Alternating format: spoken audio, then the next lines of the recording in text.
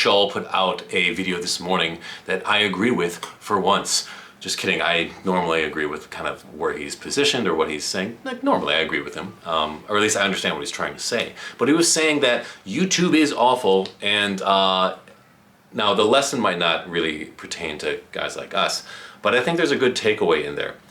For him, the problem was he put up a video and it didn't do very well, and he then went into kind of like, what is really kind of embarrassing about YouTube is doing stuff like this, where you gotta hold up a pedal and you gotta make a weird face, you gotta go do this, and we've all done that if we're in YouTube. Like, that's just part of the game, because the truth is, YouTube will actually not show it to anyone if you don't put your face on it. It's really insane, and you guys might not know that, but like, if any of you out there have channels, you'll know that like, if your face isn't on it, we're talking like, you're gonna get 20% of what you normally get.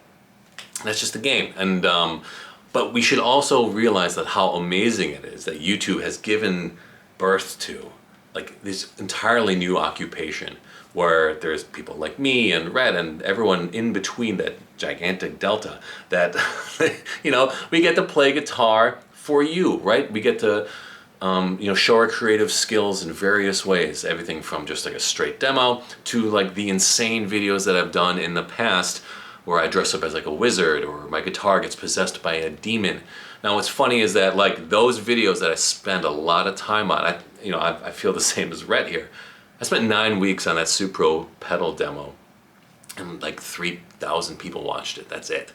So that was a pretty big blow to my ego. Now, it's not the same thing as Rhett's video just not getting shown to anyone.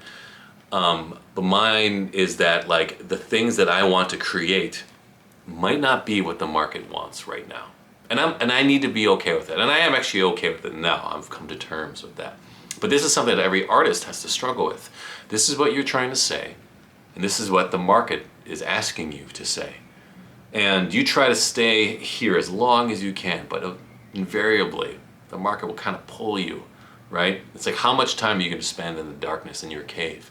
Don't you want to be in the light here with us, with like trending audio and any sort of silly trends and clickbait nonsense? And the temptation is there, because when you make a video for 9 weeks, you struggle to like, should I really be doing something like this? Is this, or like, should I be modifying my approach in any way? And so I have, obviously.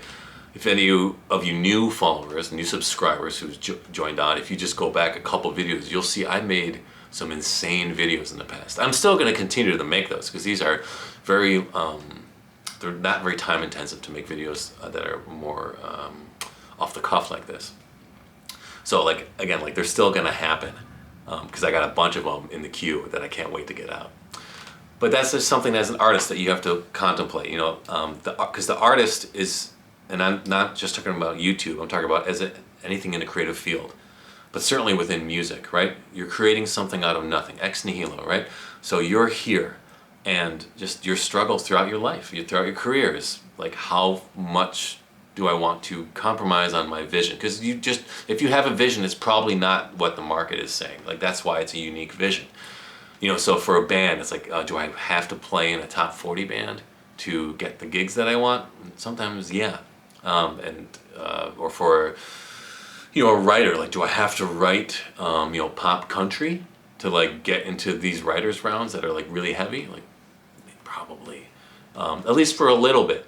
And so the game is, like Rhett and Rick Beato have shown, play here, right? Play in the space where it's like you're being unique, but you're showing that you still have some integrity. So by the time you do have market power, you can firmly entrench yourself in your vision and your brand, right? And it's something that I struggle with. It's something that's you know, anyone who's tried to do anything on their own has struggled with.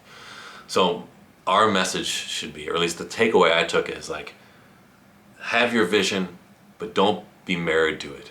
And for a long time I was married to my vision, where I was like, my channel is the precious thing, I can't post anything outside of these insane videos. I mean, I had 50-minute long videos. It's not the way. Now, so I gotta thank Rhett for that, because it really opened my eyes to like, I gotta modify it. I don't think that was his original intent though, was to like change my opinion on anything.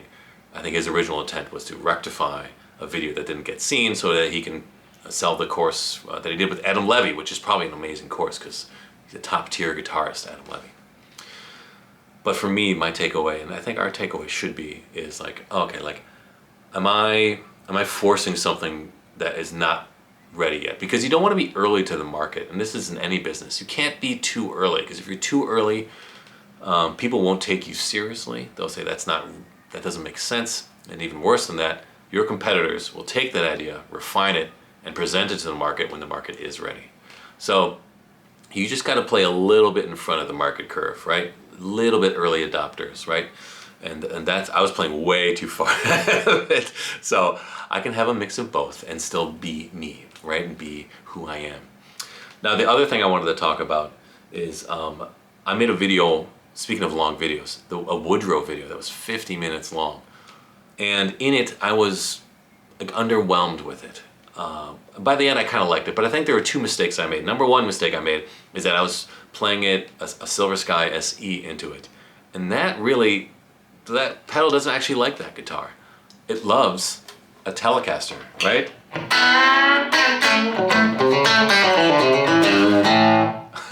It really likes a Telecaster. And the other thing, I was trying to play it like a deluxe reverb, or I was trying to play it like a very different amp and a very different sound. I was trying to play it like I was playing the Dream 65 into my Iridium, something like that, or into like my Tone King, a real amp. I have real amps. And that's not how it wants to be played. Like every piece of gear that you own wants to be played a certain way. It wants to show you what it can do, but like within here. And a Tweed Deluxe sits here. And the reason I thought about this is because UAFX came out with the enigmatic, their Dumble pedal today, right? And so few of us have heard a Dumble that we're gonna just have to take their word for it. This is what a real Dumble sounds like. All right, if you say so. Like I've never heard one. I will never. And the thing is, if you have heard one live, it's usually with a top tier guitarist, like Robin Ford. Like, oh, like, well, Robin Ford made it sound like this. I'm like, yeah, because he's like an insanely good guitarist. Like, I probably won't sound like that into a Dumble.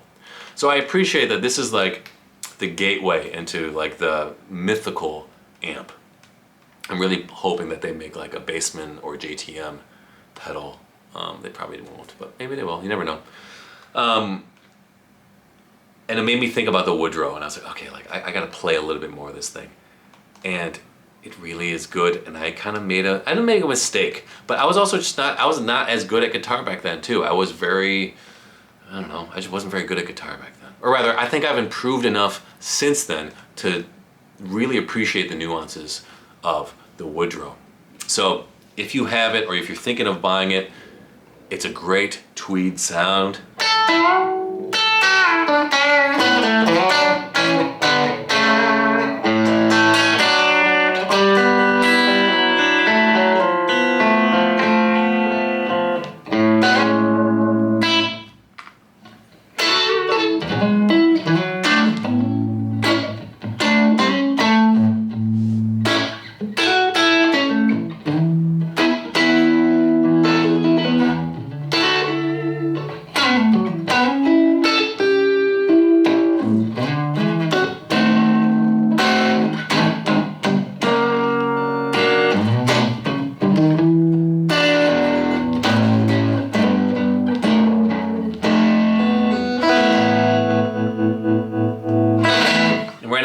Going into my computer, Logic Pro, and I'm monitoring on my Yamaha HS7s. You can see them right here. Bing.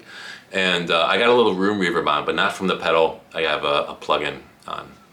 And that's really, if you want your modeler to sound good, or rather, I love adding room reverb on the end, even if there's spring reverb in the modeler, because it just gives it that kind of raw sound that I am now starting to love in my guitar playing and recording.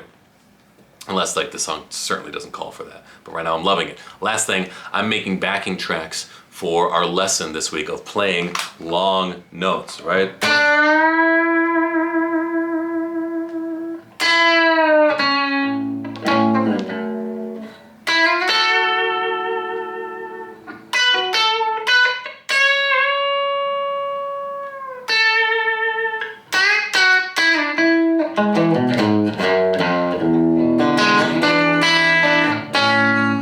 long notes, right?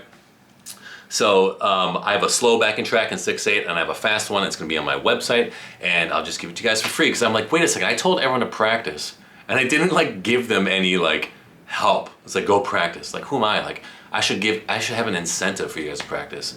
It's just a backing track. It's like 2 and something minutes, so you can just loop it on whatever you have at home.